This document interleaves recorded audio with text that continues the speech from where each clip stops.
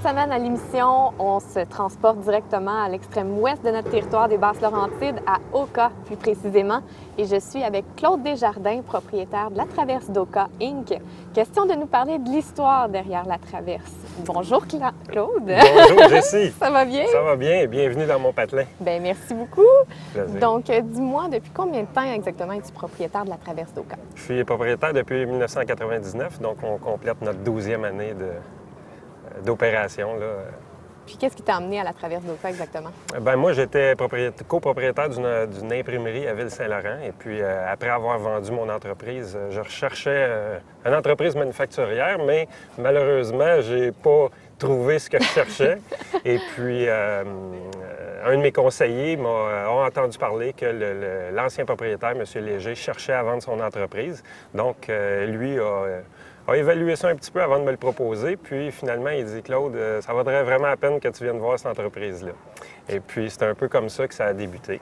Qu'est-ce qui vous a accroché exactement, toi et tes conseillers, pour venir dans le fond, prendre la relève pour cette entreprise-là? Bien, initialement, j'avais pas vraiment d'intérêt parce que j'avais pas saisi le rôle que jouait La Traverse. OK. Mais après sa bonne explication, ça s'est éclairci pas mal dans ma tête, dans le sens où c'était vraiment de mettre en valeur l'explosion démographique des deux régions, autant sur le côté des Deux-Montagnes que du côté de Vaudreuil-Soulanges. Oui.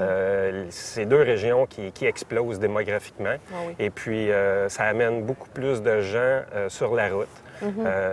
Donc, plus d'affluence sur ces routes. C'est ça. Et puis, on a regardé aussi au niveau du plan de développement du ministère des Transports. Puis, on ne peut pas voir là, dans les 15 à 20 prochaines années vraiment des projets structurants qui vont faire que les problèmes de circulation vont être réglés. Ouais. Donc, forcément, les gens vont chercher des alternatives ailleurs pour éviter les bouchons de circulation. Tout à fait. Donc, c'est ce qui confortait un peu dans l'investissement, c'est que la Traverse va continuer de voir une progression là, dans son achalandage. Bien oui, certainement. Puis c'est très achalandé aussi. Oui, on a des périodes de pointe. Comme là, c'est tranquille. À l'automne, après, en fait, après la fête de l'Action de grâce, il y a moins de touristes. Je veux dire, le temps des récoltes est fini. Ici, dans les Basses-Laurentides, c'est vraiment fort au niveau de l'agro-tourisme. Donc, une fois que le temps des pommes est fait, on connaît une baisse d'achalandage, mais c'est normal. C'est un pattern qui est normal. Ben Par oui. contre, en été, on a un achalandage pas mal plus soutenu. Là, puis, Oui, bien oui, certainement, c'est sûr. Les gens veulent justement en profiter pendant que c'est là l'été. c'est ça. Puis dis-moi exactement, c'était les Légers qui étaient là auparavant, avant Oui. que toi tu arrives dans l'entreprise. Qui était l'instigateur du projet au départ? C'est John Léger. Il y a OK. eu deux générations. John Léger, qui a été le fondateur en 1909. Et puis, par la suite, son fils Claude a pris la relève en 58. Puis moi, j'ai acheté de Claude en 99. OK. Puis lui, l'instigateur, John, dans le fond, au départ, pourquoi il avait parti cette idée-là? J'imagine que c'était assez important comme idée, là, justement, dans la région en 1909. Là. Bien, c'est après l'identification d'un besoin, parce que c'est au moment où ils ont construit le chemin de fer du Canadien Pacifique du côté de Hudson. Oui. Là, à ce moment-là, ça l'a vraiment facilité puis ça l'a développé les systèmes de transport. Donc, les gens de cette rive-ci avaient des besoins pour utiliser le chemin de fer, soit pour aller à Montréal ou la livraison de marchandises. Ben oui. Et puis, donc, c'est comme ça qu'est venu les premiers besoins. Donc, ce qu'il a fait, c'est qu'il a mis en service un bateau passager. OK. Et puis, il transportait des gens qui voulaient venir prendre le train. Et puis, par la suite, bien, il y a eu le contrat de transporter le courrier de la reine, qui appelait dans le temps. Oui. Donc, il assurait le transport du courrier pour cette rive-ci, parce que ça arrivait par train. Donc ça avait un gros impact dans la région, justement, parce que ça reliait deux mondes. Ah oui, définitivement, ça a été vraiment important parce que, écoute, c'était vraiment long. Là. Les gens qui voulaient aller à Montréal, ceux qui partaient d'Oka, il y avait vraiment un gros détour à faire parce que le lac était un obstacle là, à ce moment-là. Mais oui, définitivement. C'est ça. Puis au départ, il y avait les marchandises, les passagers, mais j'imagine qu'il y avait aussi les chevaux qui étaient transportés d'une rive à l'autre. C'est ça. Bien, ils transportaient des animaux aussi pour le commerce, mais par la suite, là, les gens commençaient à se... En 1925, il y a eu la première barge de bois qui a été construite. Donc, OK. à partir de là, il a pu transporter des chevaux avec les voitures. Et puis, les voiturettes, là, en arrière des chevaux, je parle. Et puis, tranquillement, là, les automobiles ont fait leur apparition, puis ils ont cédé, les chevaux ont cédé leur place aux autos. Puis, Ben oui, j'imagine qu'il y a eu une évolution là aussi assez importante lorsque les véhicules ont pris la majeure partie des réseaux routiers, finalement. C'est ça, mais tu sais, ça s'est fait vraiment progressivement, parce que c'est Ouais. pas des changements qui se sont vus là, en dedans de 2 ans. Tu sais, c'est vraiment, là, c'est une progression lente, et puis... C'était pas tout le monde qui avait des véhicules au départ non plus. C'est ça, exactement. C'était pour les gens plus nantis, puis... Oui. Puis au départ, dans les alentours de l'ouverture en 1909, il y avait combien d'employés, combien qui pouvaient avoir de personnes? Je pourrais pas te dire. Écoute, c'est sûr qu'il y avait M. Léger qui lui-même travaillait directement dans son entreprise et puis c'était lui qui opérait tout ça. J'imagine, par la suite, quand il a ajouté des bateaux, là, il a engagé des gens. Ça s'est fait graduellement, mais j'ai pas de détails là, sur le nombre d'employés à l'époque, mais ça a tout le temps été graduel. Tu sais. Ouais. Au fur et à mesure qu'il ajoutait un bateau en service, bien là, il y avait des gens qui travaillaient pour lui. Avec Puis, l'achalandage et tout. c'est ça, c'est ça. Parfait. Bien, merci beaucoup. On va prendre une petite pause. Restez des nôtres. On revient tout de suite avec Claude Desjardins. Certains racontent que la Fondation Rêve d'enfant a commencé avec un médaillon. Le rêve d'une petite fille hospitalisée qui voulait laisser à sa mère un souvenir d'elle. 25 ans après et 15 000 rêves plus tard, nous nous assurons que toute la famille profite de la magie et de l'excitation. Puis, nous célébrons les réussites et l'espoir que les rêves suscitent. De la part de la Fondation Rêve d'enfant et cette station, merci. Ah, maman, mon professeur a écrit ça dans mon cahier, puis je comprends pas. On va le montrer à papa tantôt, OK? Là, je suis trop occupée. Si vos problèmes de lecture vous empêchent d'effectuer certaines tâches quotidiennes, la Fondation pour l'alphabétisation peut vous aider. En appelant la ligne Info Alpha, vous bénéficierez d'un service d'aide, d'écoute et de référence gratuit et confidentiel. Non, juste la publicité. Composez le 1-800-361-9142 pour obtenir de l'aide. Une nouvelle idée est née. Celle de déployer Un réseau mobile hautement évolué. accessible à tous, 1 milliard investi dans la communauté, dans les PME. Plus de 1000 emplois créés en ville et en région.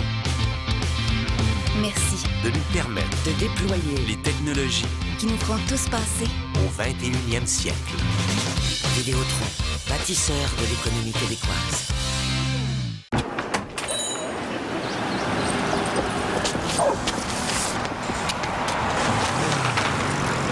Avez-vous remarqué le jeune décrocheur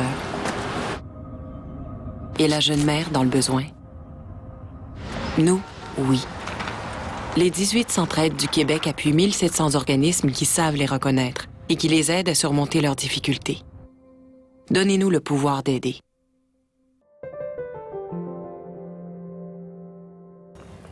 Nous sommes de retour avec Claude Desjardins, propriétaire de la Traverse d'Oka. Bonjour. Bonjour, Jessie. Alors, juste avant la pause, dans le fond, on discutait ensemble de ton arrivée à la Traverse d'Oka et aussi du début avec John Léger, qui était l'instigateur du projet. Maintenant, on va entrer un petit peu dans le vif du sujet avec l'évolution de l'entreprise, si on veut. Bon, c'est son fils Claude qui a repris le tout à la toute fin, et puis toi, par la suite, tu es arrivé. Mais juste avant ça, dans le fond, il y avait un compétiteur sur le même quai. Oui, c'est ça. Ce qui se trouve être le cousin de John Léger. OK. Son nom, c'est Delphé Carrière. C'est un homme d'Oka. Et puis, il a décidé, lui, de partir en compétition à son cousin. Donc, il opérait de part et d'autre du quai municipal à Oka.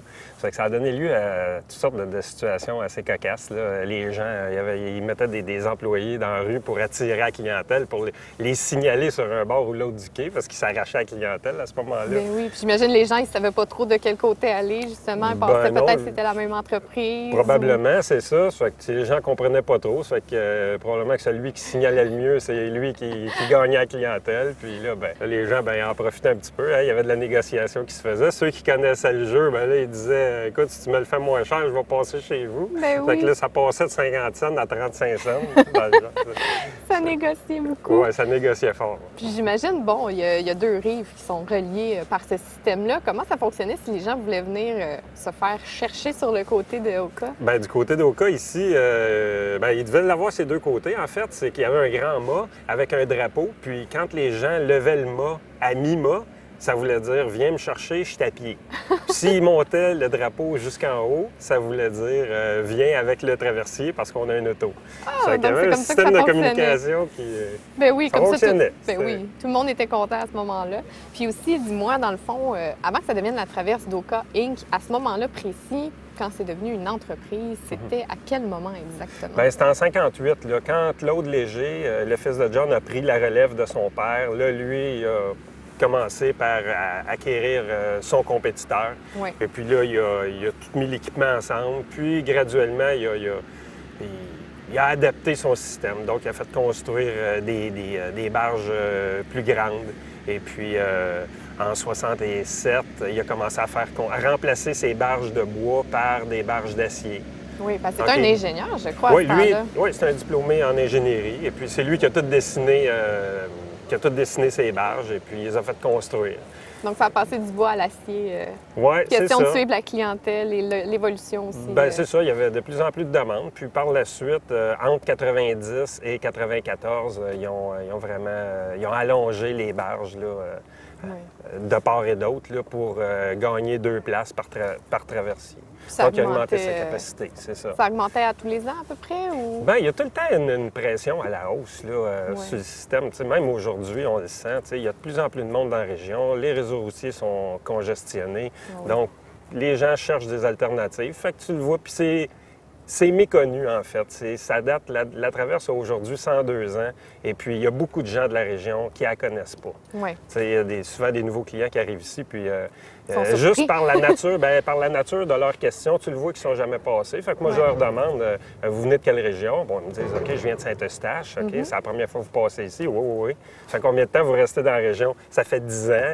Ah, puis, tu sais, ils ne connaissent pas la Traverse. Ben oui. Les gens ont le réflexe de prendre l'autoroute 13 ou vraiment d'aller par la ville pour aller à l'ouest de Montréal. Oui. Ça fait que c'est une alternative qui n'est pas connue de tout le monde. Dis-moi, Claude, je veux juste revenir un petit peu en arrière. C'est des chalands qui étaient utilisés, mais est-ce que tu peux m'en parler un petit peu? Parce que moi, je ne m'y connais pas beaucoup dans ce système-là. Bien, c'était des chalands de bois qui étaient remorqués par un petit bateau moteur. Et puis, il y avait une manœuvre particulière pour accoster ça, parce que forcément, le bateau est en avant de la barge au moment de la traversée. Mais oui. Initialement, en fait, c'est qu'il n'y avait pas la manœuvre qu'on a connue dans les derniers temps, jusqu'en 2008.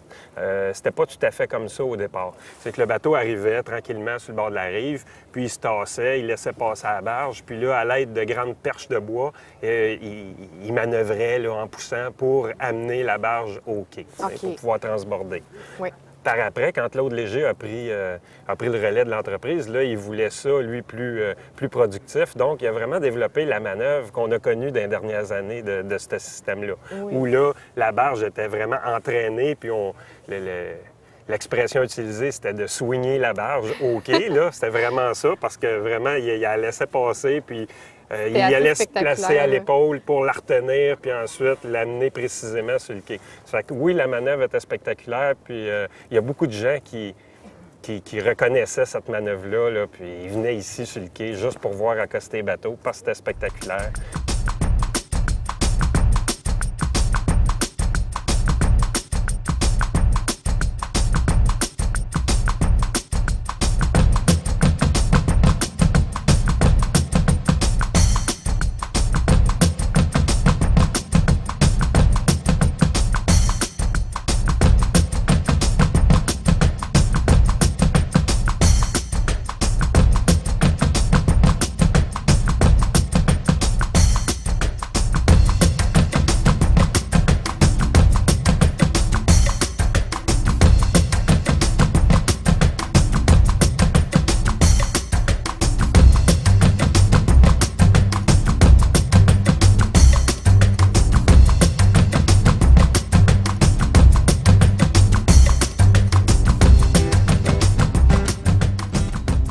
Aujourd'hui que c'est un traversier qui est utilisé. Avant que ça devienne un traversier, c'est jusqu'à quand ça a été utilisé, les chalands, exactement? Bien, les chalands jusqu'en 2008. Fait que c'est quand même C'est ça. récent, Au là. moment où on a remplacé les chalands par ces traversiers-là, mais en fait, ces traversiers-là, c'est une modernisation. Donc, on a réutilisé... Les barges existent toujours parce que c'est la portion centrale de ces bateaux-là. Ah oui? Oui, on a construit... C'est vraiment sur mesure. Ce système-là a été construit sur mesure pour le plan d'eau ici, pour les besoins qu'on a. OK. Donc, c'est des bateaux qui sont à fond plat. Il n'y a pas de gouvernail, il n'y a pas d'hélice. C'est des turbines. Donc, il n'y a presque pas de tirant d'eau. En charge, on tire 42 pouces d'eau. Donc, c'est parfait pour le plan d'eau qu'on a parce qu'on connaît le lac des Deux-Montagnes. Il y a des zones peu profondes. Oui. Et puis aussi, ce qui est particulier, c'est qu'on approche vraiment près de la rive. Donc, on pourrait accoster sur nos rampes d'embarquement qui sont amovibles. Contrairement au système traditionnel qu'on connaît dans ce genre d'opération-là, c'est des gros quais de béton et d'acier qui empiètent dans le milieu hydrique plus loin, donc à 50-60 pieds de la rive, pour permettre d'avoir un tirant d'eau suffisant pour que le bateau puisse approcher puis s'amarrer. Mais nous, compte tenu de la conception des bateaux, on peut vraiment aller tout près de la rive là, sans que ça accroche en dessous parce que, comme je te disais, il n'y a pas de gouvernail et il n'y a pas d'hélice. Oui, oui, oui. Donc, on peut dire qu'il y a encore une petite partie d'histoire au traversier d'Oka parce qu'il y a encore une petite partie qui subsiste dans les bateaux. Oui, définitivement. Regarde, traversier d'Oka numéro 7, traversier d'Oka numéro 8, c'est les noms des deux traversiers à l'époque, des barges. C'est le nom des barges. Oui. Et puis, au niveau des quais, si on porte attention aux quais, on peut voir la ressemblance avec les anciens quais de bois. C'est que ça a été vraiment inspiré. C'est une évolution. Oui, c'est plus gros, c'est plus massif, c'est plus solide, mais c'est inspiré du même système qui a été mis en place par les légers. Donc, c'est une continuité moderne, dans le même ordre d'idée. Oui, oui, oui, tout à fait. C'est la même manière de faire, mais un petit peu plus moderne. Exactement. Bon, Puis on en est bien fiers. Bien oui, il faut aussi. C'est ça, oui. Parce que, ça a été conçu ici, c'est avec tout le background de l'entreprise depuis qu'elle existe. Puis au lieu de balayer ça, puis de repartir en neuf, bien, on a réfléchi à ça, puis on a fait poursuivre l'évolution. Exactement. Ouais. Puis les ingénieurs qui ont travaillé à ce projet-là, bien, c'est des ingénieurs québécois, puis c'est un chantier québécois qui les a construits. Fait qu'on est bien fiers de ça. On a tout pour en être fiers, effectivement. Ouais. Puis on va prendre une autre pause. On va continuer ensemble sur l'aspect plus actuel de la traverse d'Oka, tout de suite après la pause, toujours avec Claude Desjardins. Certains racontent que la Fondation Rêve d'enfant a commencé avec un médaillon, le rêve d'une petite fille hospitalisée qui voulait laisser à sa mère un souvenir d'elle. 25 ans après et 15 000 rêves plus tard, nous nous assurons que toute la famille profite de la magie et de l'excitation. Puis, nous célébrons les réussites et l'espoir que les rêves suscitent. De la part de la Fondation Rêve d'enfant et cette station, merci. Ah, maman, mon professeur a écrit ça dans mon cahier, puis je comprends pas. On va le montrer à papa tantôt, OK? Là, je suis trop occupée. Si vos problèmes de lecture vous empêchent d'effectuer certaines tâches quotidiennes, la Fondation pour l'alphabétisation peut vous aider. En appelant la ligne Info Alpha, vous bénéficierez d'un service d'aide, d'écoute et de référence gratuit et confidentiel. Non, juste la publicité. Composez le 1-800-361-9142 pour obtenir de l'aide. Une nouvelle idée est née.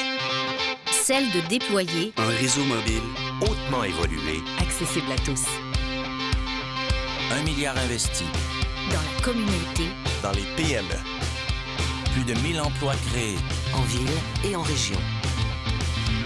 merci de nous permettre De déployer les technologies qui nous feront tous passer. au 21e siècle. Vidéotron, bâtisseur de l'économie québécoise.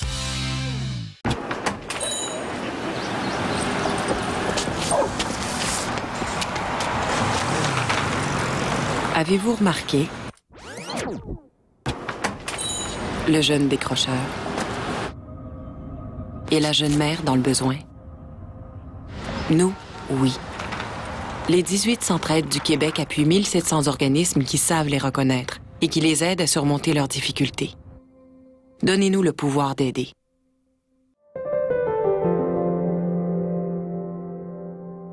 Nous sommes de retour pour la conclusion de cette émission avec Claude Desjardins, propriétaire de la traverse d'Oka. Claude, juste avant la pause, on discutait ensemble du système de chaland. Donc, mis à part l'achalandage qui était très important puis qui donnait lieu à des files d'attente monstres et puis des débordements sur le réseau routier vraiment de façon fréquente, il y a l'aspect de la réglementation. On est régi par Transport Canada au niveau de la sécurité des passagers et le système qu'on utilisait avant, bien, c'était très artisanal et puis en plusieurs points, ça ne rencontrait pas les normes minimales requises. Donc, on était pas mal en mode tolérance là, depuis 2002. On subissait une pression là, à ce niveau-là. C'était un peu inévitable là, de moderniser cette entreprise-là. Et, ça a été le premier projet, dans le fond, important que tu as eu à avoir face justement lorsque tu as acheté. Oui, oui. Okay. En achetant, en fait, j'ai commencé à travailler sur différents aspects pour améliorer la productivité. Puis rapidement, ça a pris forme. Le projet a pris cette forme-là. Et puis ça a pris quand même 8 ans avant de le réaliser. Mais l'important, c'est que tout est fait. Puis on a dépassé aussi là, nos espérances en termes de productivité. Et puis ça va vraiment, vraiment bien, ces nouveaux bateaux-là. Puis la clientèle s'en ressent aussi. Les files d'attente ont beaucoup réduit. Et puis les débordements sont très peu fréquents. Ça peut arriver quelques fois dans l'année en période vraiment de pointe touristique. Là. Mais c'est de courte durée, puis franchement, c'est beaucoup plus efficace. D'ailleurs, justement, la clientèle qui fréquente le traversier d'Oka, c'est quoi exactement? Est-ce que c'est plus touristique? Est-ce que c'est des gens qui vont travailler le matin? C'est pas mal moitié-moitié. Je veux dire, c'est 51 touristique, 49 d'affaires. Donc, les gens d'affaires, c'est les gens qui prennent le traversier soir et matin pour aller travailler. Et puis, des gens qui travaillent sur la route, des représentants ou des véhicules de livraison. Et puis, l'autre portion de la clientèle, bien, c'est touristique. C'est vraiment les fins de semaine, c'est tout ce qu'on a comme attrait touristique, soit dans les Basses-Laurentides ou ailleurs. On remarque aussi beaucoup de gens qui utilisent la traverse pour transiter d'est en ouest ou l'inverse, pour éviter Montréal. On remarque des plaques d'immatriculation du Nouveau-Brunswick, de la Nouvelle-Écosse, beaucoup de plaques de l'Ontario aussi. Ça fait qu'on peut vraiment voir que les gens utilisent l'axe nord là, de la bretelle nord par l'autoroute 640 pour rejoindre l'autoroute 40 à l'est de Montréal. Donc, on peut dire que ça a un gros impact touristique dans la région, justement. Là. Oui, définitivement que l'impact touristique. On apporte beaucoup de gens à nos attraits touristiques, puis on a un rôle important, à jouer à ce niveau-là. Vraiment, c'est... les gens préfèrent prendre un traversier que de prendre l'autoroute quand c'est le temps de faire une balade ou de se rendre à un attrait quelconque en famille. C'est beaucoup plus relaxant. C'est plus relaxant. Puis écoute, tu arrives ici sur l'heure au coucher de soleil. Là, on a des couchers de soleil fabuleux là, sur le lac des Deux-Montagnes. C'est vraiment beau comme endroit. Puis la traversée dure quand même 9 à 10 minutes. Donc, tu as le temps de débarquer de ton auto puis de profiter de ta traversée. Souvent, il y a beaucoup de voiliers parce qu'on est entouré de plusieurs marinas. Fait que, tu sais, ça égaye le paysage pas mal. C'est vraiment beau. Oui, certainement. Puis justement, si les gens veulent venir en profiter, veulent peut-être venir essayer pour une première fois ou réessayer la traverse d'Oka, comment ils peuvent fonctionner? Bien, écoute, on est au cœur du village à Oka. C'est à côté de l'église, au quai municipal. Et puis, on peut toujours retrouver l'information sur notre site web à traverseoka.ca. Et puis, toute l'information est là. Et puis, on est ouvert 7 jours semaine, de 6 h le matin à 10 h le soir. Et puis, en période d'été, pour les 2 mois d'été, juillet, août, on va jusqu'à minuit.